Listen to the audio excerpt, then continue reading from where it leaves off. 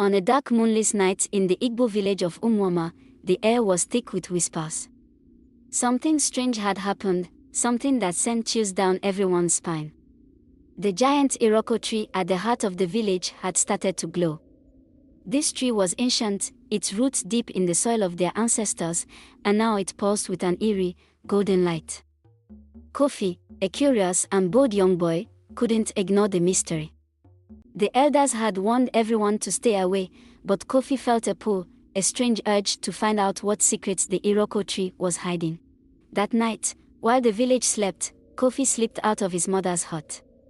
The night was silent, but his heart pounded in his chest as he approached the glowing Iroko.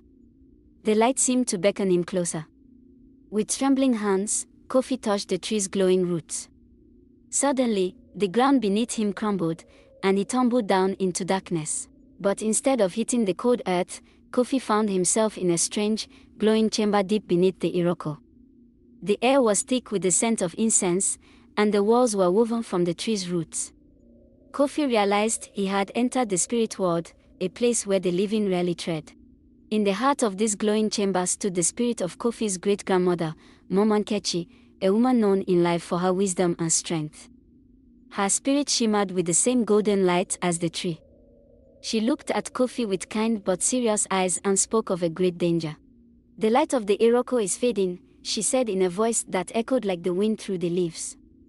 "Our people have forgotten the ways of our ancestors, and the bond between the living and the spirits is weakening. If the light goes out completely, our village will be lost, cut off from the wisdom and protection of our forebears." Mama Nkechi explained that Kofi must embark on a journey to restore the light. He needed to gather 3 sacred items from the spirit world, each representing the past, present, and future of Umwama. But these items were guarded by powerful spirits, and Kofi would have to prove his worth to retrieve them. Kofi's first task was to find an ancient talking drum hidden in the oldest part of the forest. This drum, known as the Ekoro, was guarded by the spirit of the past, an old warrior with eyes that glowed like embers.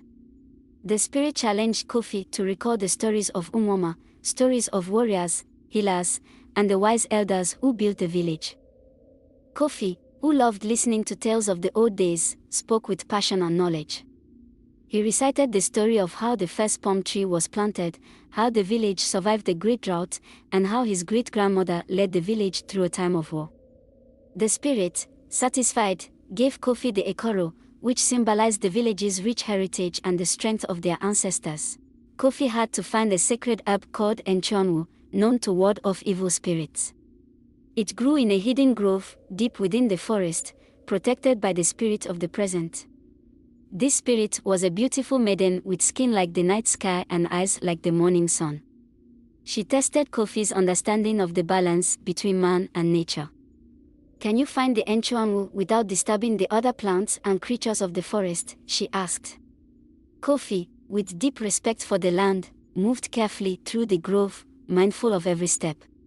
He found the herb growing in a patch of moonlight, undisturbed by his presence.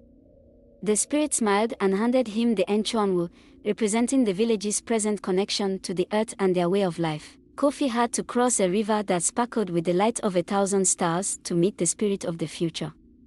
This spirit was a tall figure, draped in shimmering cloth, whose face was hidden behind a mask that changed with every glance. The spirit showed Kofi visions of what could be, a future where the village thrived and a future where it crumbled. "Choose wisely," the spirit warned, "for your choice will shape what is to come." Kofi thought of the stories he had learned, the wisdom of his great-grandmother, and the importance of the land. He chose a future where the village honored its traditions but also embraced new ways that would help them grow.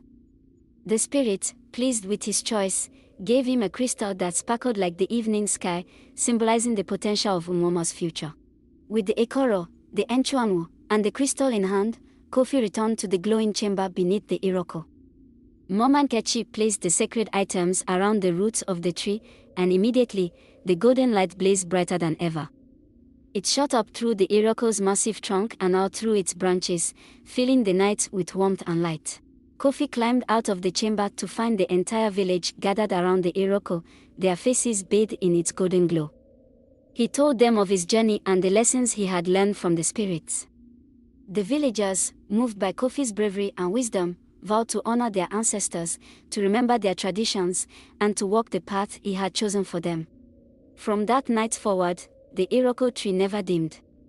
It stood as a towering symbol of the village's connection to the past, the present, and the future, a beacon of hope, unity, and continuity for all who lived in Umwoma. Kofi's story became a legend in Umwoma, told by elders to children under the shade of the Iroko. The village never forgot the lessons of the spirits, and the bond between the living and the ancestors remained strong, ensuring that the light of the Iroko tree and the village would never fade. Now tell me what you learned from this story, and don't forget to like, comment, share, follow and subscribe so that when I drop a video you will be notified. I promise to keep you updated.